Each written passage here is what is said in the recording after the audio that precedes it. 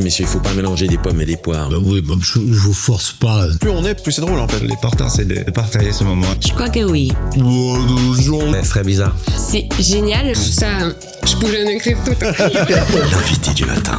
Et je vous propose un voyage au cœur des terroirs ce matin. Du 26 au 31 mars prochain, Morges accueille la 8e édition de Divinum, un salon qui célèbre, vous le savez, l'excellence des vins suisses et internationaux.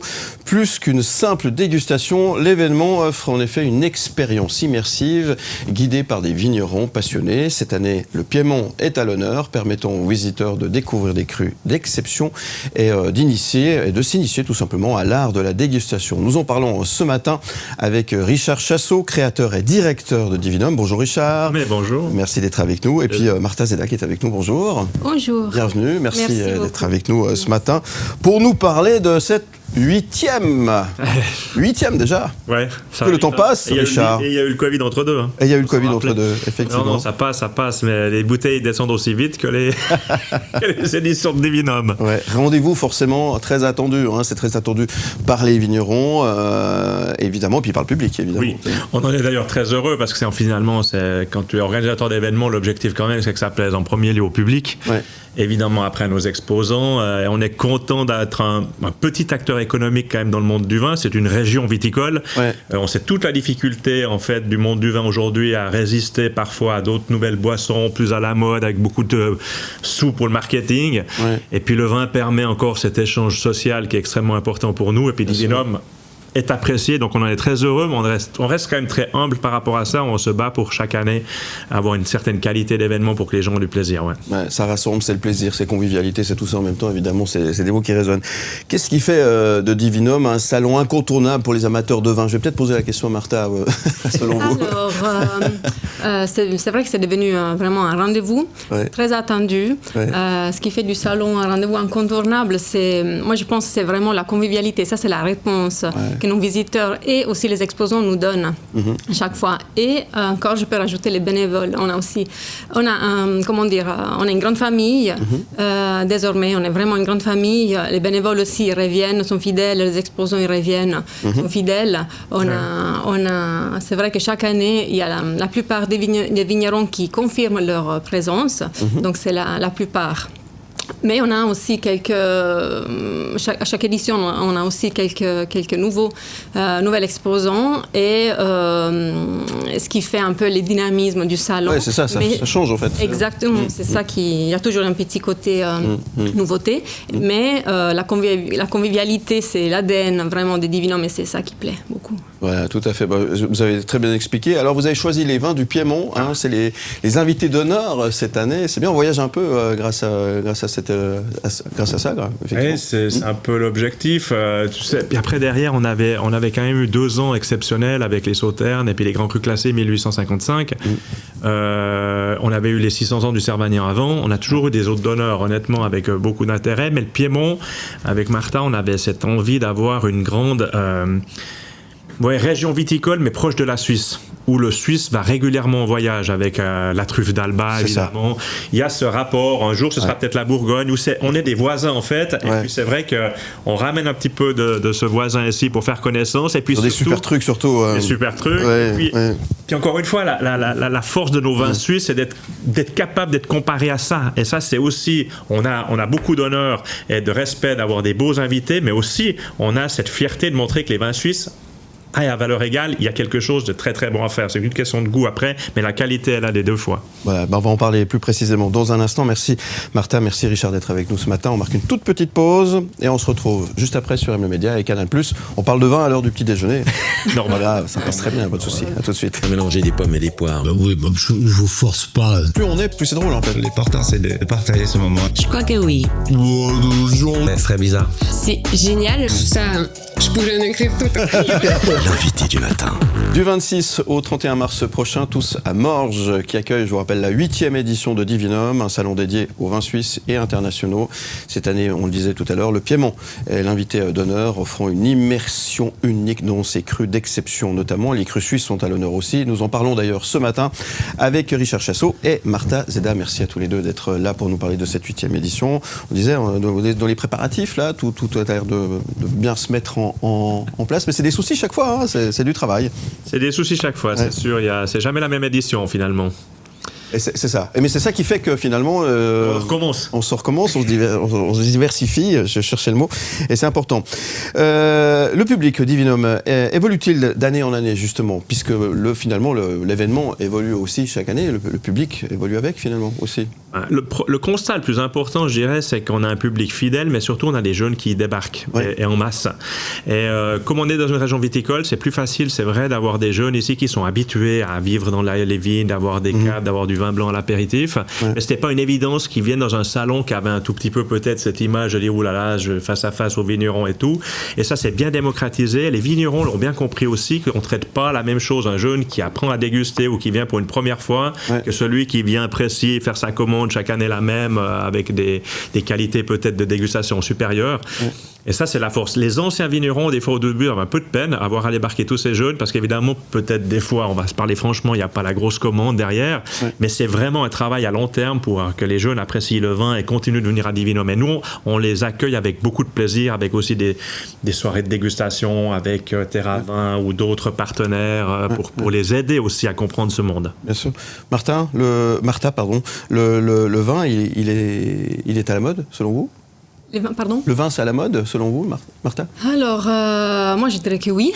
Je dirais que oui. Après, rien n'est acquis, hein, on sait très bien. Donc, c'est pour ça qu'on essaye de renouveler un peu le salon, d'accueillir un public diversifié. Comme Richard disait, justement, on a de plus en plus de jeunes, donc ce qui fait vraiment plaisir. Et ça fait plaisir aussi d'écouter les petits commentaires. Quand les gens se baladent dans les salons, des fois ça arrive. Et puis, moi, l'année passée, j'ai entendu des jeunes qui parlaient entre eux. Ils disaient, c'est vraiment cool, chaque année c'est mieux. Donc, c'est quelque chose qui fait chaud au cœur.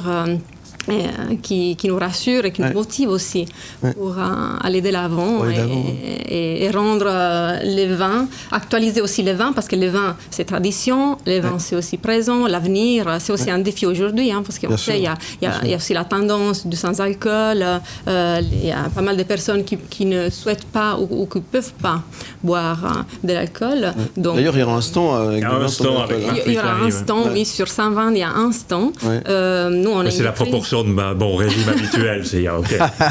Quand même 120 stands. Mais Martha, elle a une expérience qui est intéressante parce que moi je vais beaucoup déguster, mais elle a tenu un stand avec des vins sardes à l'époque. Donc elle a aussi un retour différent. Et il y a aussi beaucoup, et c'est peu de le dire, mais il y a aussi beaucoup de femmes qui viennent aujourd'hui et qui sont souvent aujourd'hui force de décision, voire même dans un couple, parce que si le vin ne plaît pas aussi peut-être à des goûts un peu différents des femmes, elles ont, on va dire, l'homme a un peu plus de peine à commander, alors qu'il y a 10 ans ou 15 ans, le mec commandait, arrivait, mettait dans la cave et puis tout le monde s'adaptait à sa commande à lui à la maison. Mais Richard, franchement, elles sont meilleures que nous ou pas ? Non. non, mais il faut leur laisser croire qu'ils décident. Est-ce qu'il y a des sur des binômes avec ça. Est-ce qu'il y a une tendance qui émerge actuellement dans le vin aujourd'hui ? Est-ce qu'il y a dans la mode, est-ce qu'il y a une mode, un style particulier ? Est-ce que c'est plus les vins rouges, les vins d'une certaine région, les rosés au bout ? Moi, je pense honnêtement qu'il y a un retour des mousseux, parce qu'on attaque la jeunesse, justement. La jeunesse aime bien le côté bulle. C'est aussi festif, c'est aussi un peu plus dans les discothèques. Ça contre un petit peu les boissons très à la mode des discothèques. C'est assez classe. Donc, je vois de plus en plus de vignerons quand même qui s'adaptent à faire des vins. Les vins rouges évoluent aussi énormément. On va plus sur le fruit. On a une manière différente de boire du vin. J'en discutais avec justement hier avec un vigneron. Il y a 400 ans, quand ça arrivait, c'était très acide. C'était vraiment pur bio à quelque part. Je dis pas que le bio est acide aujourd'hui, mais voilà. Et ça a évolué. Puis l'œnologue fait beaucoup de travail pour amener ce vin, on va dire, beaucoup plus agréable peut-être en bouche pour beaucoup de monde. Justement, tu parlais du bio. C'est la suite de ma question en fait. Est-ce que c'est important aujourd'hui ? Est-ce que le vin bio prend finalement les devants par rapport à ce qu'on a pu connaître à l'époque ? Et est-ce que les gens sont beaucoup plus sensibles aujourd'hui à ça qu'auparavant, il y a 8 ans en arrière par exemple ? Moi je pense qu'il y a beaucoup de labels aujourd'hui, les gens sont attentifs à la nature. Ouais. Je dirais que le vigneron, par principe, a quelqu'un qui a défendu la nature et qui l'entretient d'une manière très, très, très rigoureuse. Il produit un fruit, il le fait qu'une fois par an pour faire. Donc, de toute façon, un vigneron est bio à quelque part. On sait qu'aujourd'hui, il y a des réglementations qui sont très strictes, il y a beaucoup moins, ou voire plus du tout de pesticides. Après, il y a quelques parcelles, c'est un nouveau marché, où on a décidé de vraiment aller tous les labels bio, et c'est un nouveau vin, c'est aussi la manière en fait de le vinifier. C'est intéressant, ça mérite en tout cas la dégustation. Après, chacun peut faire son choix. C'est un petit peu comme la grosse polémique avec les vins sans alcool. Ça mérite une dégustation. Chacun fait son choix par rapport à sa vie. Mais c'est sûr que le bio fait partie intégrante aujourd'hui du monde du vin, bien sûr. Mais pour moi, c'est un produit bio presque à 99%. Enfin, je veux dire, pour moi, le vin est bio. Et très bon pour la santé. Ouais. Martha, vous êtes d'accord avec ça? Oui, je suis toujours d'accord avec Michel. Ça rigole pas. Bon, allez, on va passer au oui-non. Alors, je vous rappelle que vous devez répondre par oui ou par non, ça dure 1 minute. C'est Martha qui commence, vous êtes prête? On y va? Oui. C'est parti, rien ne va plus.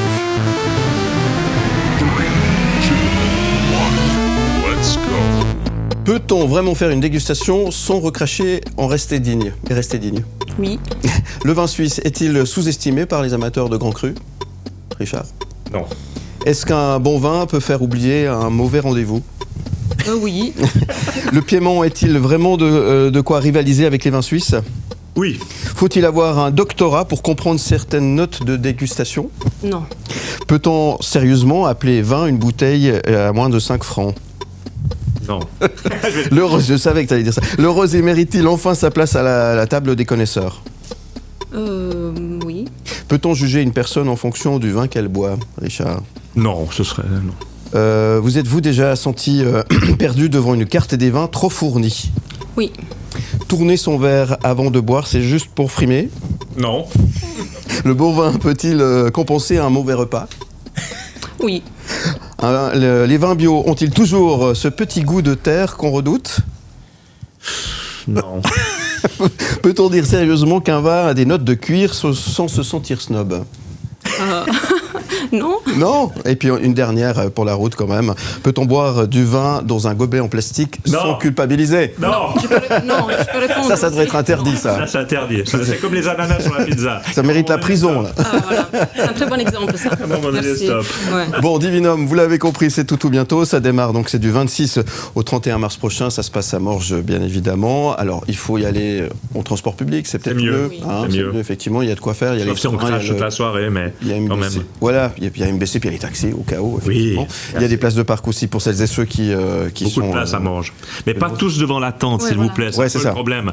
Je le dis honnêtement, le parc devant n'est pas destiné à Divinum. C'est destiné au public de Morges pour tout Morges. Par contre, il y a beaucoup de parking dans Morges et des souterrains et tout, et est toujours très proche de Divinum. Donc, voilà. Et si je peux me permettre de donner un conseil, allez-y en transport public. Honnêtement, en train, c'est idéal. On est à 7 minutes de la gare. Voilà, franchement, c'est très très bien.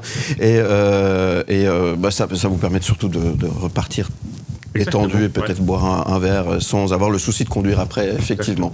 Le mot d'ordre pour cette année, peut-être, pour Divinum, Richard, Martha? Aller à la découverte, moi je dirais. Ouais, faut être curieux un peu.